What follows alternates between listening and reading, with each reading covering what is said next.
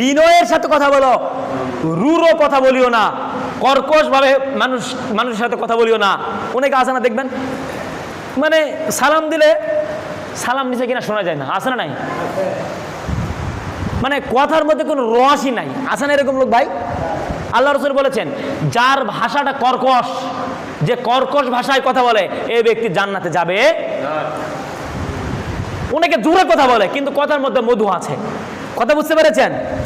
অনেকে জোরে গরম বক্তব্য দেয়, আব্দুর রাজ্জাক বিন ইউসুফ সাহেব বিরাট গরম বক্তব্য দেয়, কিন্তু কথার মধ্যে মাধুর্য আছে না নাই? কথা কি বুঝতে পেরেছেন? হ্যাঁ, সুতরাং আমি যেটা বলতে চাচ্ছিলাম, আওয়াজ জোরে এটা না, আমাদের মধ্যে কি থাকবে? নম্রতা থাকবে, মধু থাকবে, বুঝতে পেরেছেন? কর্কশ থাকবে না।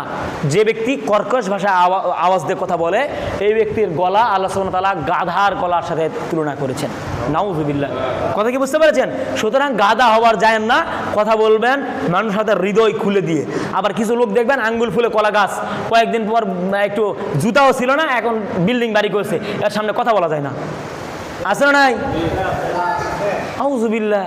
মানে কি একটা অবস্থা, আউযুবিল্লাহ। অ্যাটিটিউডে বাঁচে না।